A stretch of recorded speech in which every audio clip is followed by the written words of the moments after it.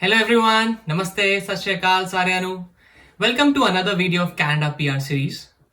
आगे बढ़ने से पहले मेरी एक रिक्वेस्ट है आप लोगों से, अगर आपने मेरी पहले की पीआर सीरीज की वीडियोस नहीं देखी हैं तो प्लीज देखिए, काफी हेल्पफुल इन्फॉर्मेशन है उसके अंदर। तो आज की वीडियो का टॉपिक है आइल्स। आइल्स को लेके लोगों के काफी क्वेश्चंस एंड डाउट्स रहते हैं, जैसे कि क्या आइल्स देना जरूरी है for Canada PR through express entry? अगर आइल्स दिया तो मिनिमम कितना स्कोर आना चाहिए एंड मैक्सिमम कितना लाएं कि हमारे चांसेस एकदम इंक्रीज हो जाए कैनेडा पीआर के लिए? ये 777-8 और CLB-9 ये किस बला का नाम है एंड इसे इतनी इंपॉर्टेंस क्यों दी जाती है? तो आज की वीडियो में हम ये सारे टॉपिक्स कवर करेंगे, इनके आंसर्स कवर करेंगे एंड आइल्स को डिटेल में समझने की कोशिश करेंगे। तो लेट्स स्टार्ट गाइस। अब काफी लोग पूछते हैं क्या आइल्स का एग्जाम देना जरूरी है for Canada PR through express entry? तो जी यस, अगर आप एक्सप्रेस एंट्री प्रोग्राम के थ्रू कनाडा आ रहे हैं तो आइल्स का एग्जाम देना जरूरी है। एक्सप्रेस एंट्री प्रोग्राम की एक रिक्वायरमेंट है कि आप आइल्स का एग्जाम दें। अगर आपको याद हो, मैंने अपनी पिछली वीडियो में बताया था कि 6 सिलेक्शन फैक्टर्स ऑफ एलिजिबिलिटी में एक फैक्टर है language skill. So to prove your language level आपको आइल्स का एग्जाम देना पड़ेगा। आप आइल्स की जगह CEL PIP का एग्जाम भी दे सकते हैं। ये दोनों एग्जाम आपकी इंग्लिश लैंग्वेज को मेजर करने के लिए बने हैं। अब बात करते हैं आइल्स में मिनिमम स्कोर की। आइल्स में आपका स्कोर मिनिमम CLB 7 या उससे ज्यादा आना चाहिए to be eligible for Canada PR. अभी CLB क्या है? CLB की फुल फॉर्म है कैनेडियन लैंग्वेज बेंचमार्क। आपके आइल्स के स्कोर को CLB में कन्वर्ट करना एक इंपॉर्टेंट स्टेप है एंड इसका कन्वर्जन समझना बहुत ही इंपॉर्टेंट है, क्योंकि एक्सप्रेस एंट्री का जो स्कोर कैलकुलेट होता है वो CLB के बेसिस पे होता है। तो चलिए एक छोटा सा कन्वर्जन चार्ट देख लेते हैं। आइल्स स्कोर टू CLB कन्वर्जन काफी सिंपल है। आइल्स के हर सेगमेंट का कन्वर्जन अलग से होता है। फॉर एग्जाम्पल, अगर आपके राइटिंग में 7.5 बैंड है तो वो CLB 10 बनता है एंड अगर आपके लिसनिंग में 8 बैंड है तो CLB 9 बनते हैं। अब आइल्स का मिनिमम क्राइटेरिया इज CLB 7, मतलब आपके चारों सेगमेंट में बैंड 6 आने चाहिए। फॉर एग्जाम्पल, अगर आपके स्पीकिंग में 5.5 बैंड है एंड बाकी तीनों में बैंड 6 है, then your score is not CLB 7। Please remember, all 4 segments should have band 6 for you to be eligible for Canada PR. Once you know कि आपका CLB स्कोर क्या है, next step is to identify कि based on that CLB score आपको express entry में कितने points मिलेंगे। And जो एक्सप्रेस एंट्री के पॉइंट कैलकुलेशन है वो इस पे भी डिपेंड करता है कि आप एज एन इंडिविजुअल आ रहे हैं या एज ए कपल आ रहे हैं। तो चलिए एक और डायग्राम देख लेते हैं समझने के लिए।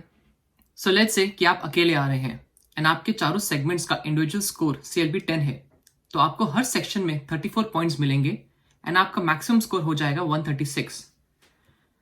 या अगर आपके लिसनिंग में CLB 9 है एंड बाकी तीनों में CLB 10 है तो आपको लिसनिंग में 31 पॉइंट्स मिलेंगे एंड रेस्ट तीनों में 34 पॉइंट्स ईच मिलेंगे।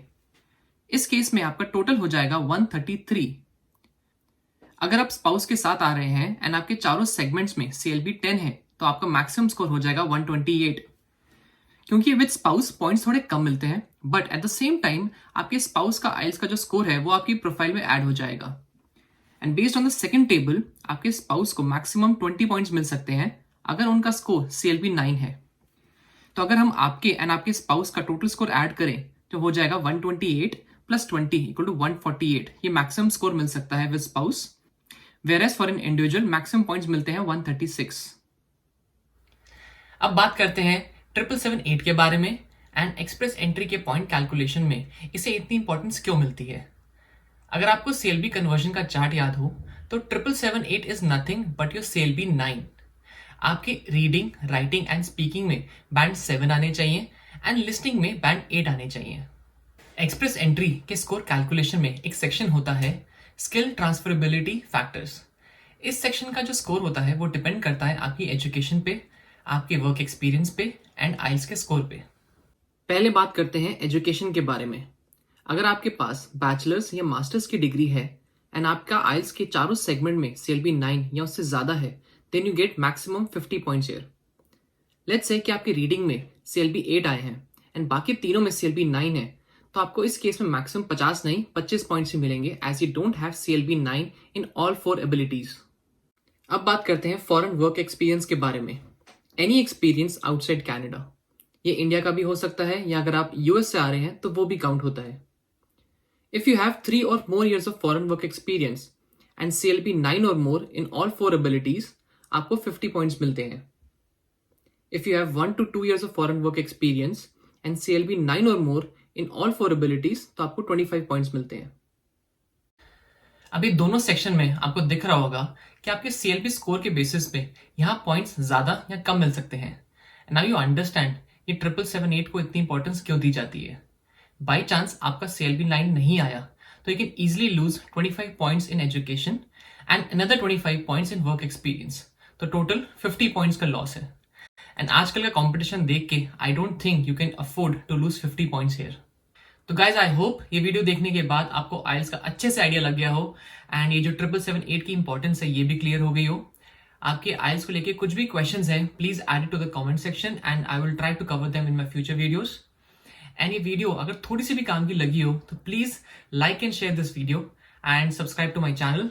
अभी के लिए साइनिंग ऑफ एंड अगली वीडियो मिलते हैं फिर। चलिए बाय बाय।